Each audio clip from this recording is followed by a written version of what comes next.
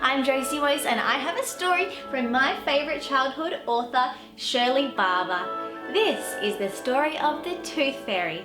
If you like this video, give it a thumbs up and subscribe to my channel.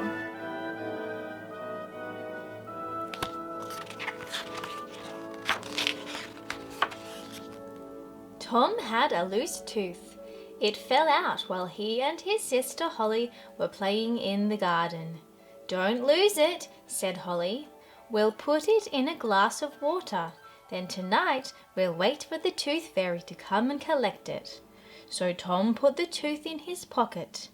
But when he looked for it at tea time, it had vanished. After tea, Tom and Holly took a torch and went into the garden to search for the lost tooth, but it was nowhere to be found. Tired and disappointed, they went to bed. "Now we'll never see the Tooth Fairy," sighed Holly. "Last time, when I lost a tooth, I tried so hard to stay awake, but I couldn't. The Tooth Fairy took my tooth, left some money behind, and was gone. I didn't see a thing." That night the children slept soundly. Just as the sun was rising, Tom was woken by a tinkling in the garden. He tiptoed in and saw the Tooth Fairy sitting on the window-sill.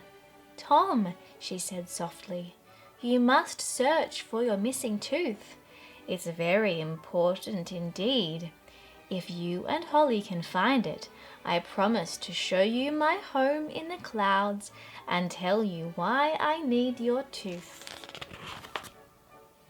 So Tom woke up Holly, and together they ran out into the garden. Frantically, they searched for the missing tooth.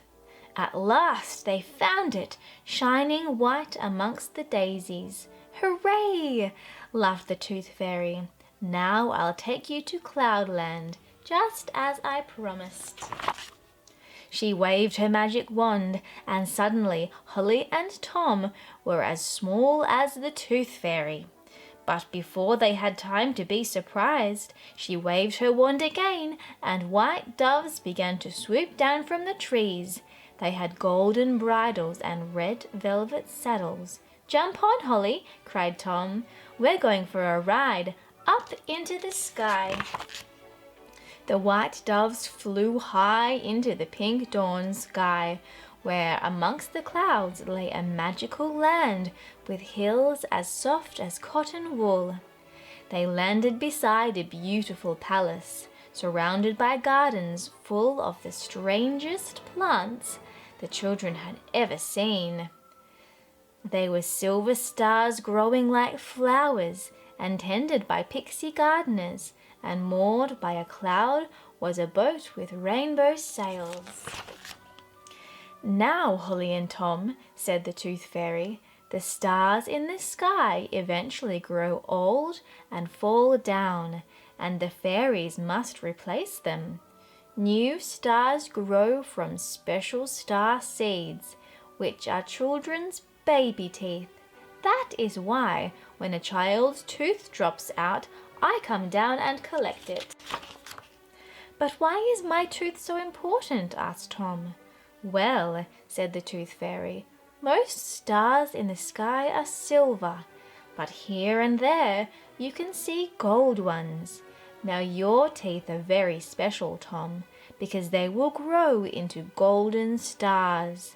And we know an old golden star will fall very soon and will need to be replaced." "Look!" cried Holly. "A golden star is falling now." "Come, children," said the Tooth Fairy, taking their hands. "It's time to replace the old golden star. We must hurry and plant Tom's tooth in the sky." A silver boat was moored not far from the house.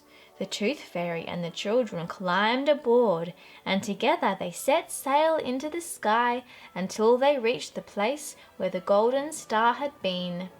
"Please, may I plant my own tooth?" asked Tom. "Of course," said the Tooth Fairy, and she showed Tom what to do. The silver boat sailed back to Cloudland, and the Tooth Fairy and the children jumped out onto the clouds. "Soon you must go home," said the Tooth Fairy, "but first come into my house and have some breakfast." A bell tinkled, and all the pixie gardeners came scampering inside to join them. They all had breakfast together. Then the Tooth Fairy waved her magic wand, and Tom found he was back in his own bed. Holly came running into his room. "Tom," she said excitedly, "did we really see the Tooth Fairy last night, or was it a dream?" "It's true," laughed Tom. "The Tooth Fairy took us with her to Cloudland." That night, Tom and Holly searched the sky for a glittering new golden star. "Look!" cried Tom at last. "There it is! That's the one I planted, my very own golden star."